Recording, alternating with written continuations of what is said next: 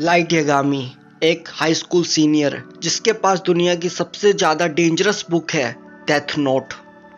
Light Yagami एक character play करता है डेथ नोट एनीमे में जिसका नाम है कीरा।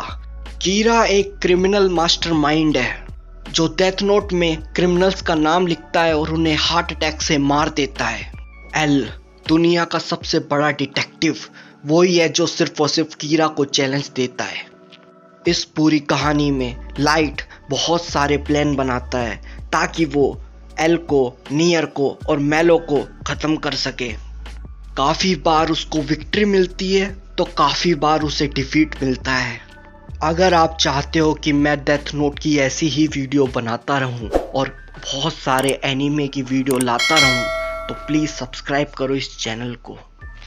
मीसा अमाने जो सेकंड कीरा थी, भले ही उसके पास लाइट के जितना आईक्यू ना हो लेकिन फिर भी वो चालाक थी।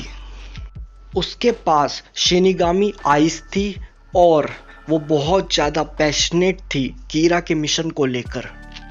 ये लाइट के लिए एक विक्ट्री थी क्योंकि लाइट मीसा के पैशन को समझ जाता है और उसे अपने साथ मिला लेता है। अब उसके पास एक और ऑप्शन आ चुका था एल को मारने का।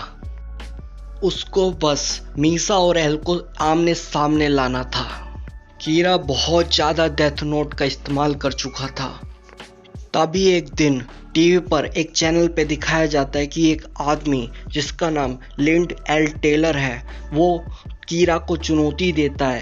कीरा उसकी चुनौती स्वीकार कर लेता है और उसका डेथ नोट में नाम लिखकर उसको मार देता है। अब इस इंसिडेंट से एल 3 चीज़ें समझ जाता है। पहली कि कीरा सच में है, दूसरी कि कीरा दूर से भी मार सकता है और तीसरी कि कीरा को किसी को मारने के लिए उसका नाम और उसकी शक्ल चाहिए। यहाँ पे एल की जीत होती है और लाइट की हार होती है। राय पेनबर्ग इन्वेस्टिगेट कर रहा था लाइट यागामी को। उसको लगता था कि लाइट ही कीरा है और जो 11 FBI एजेंट थे वो तैनात किए गए थे पूरे जापान में ताकि वो कीरा को ढूंढ सके।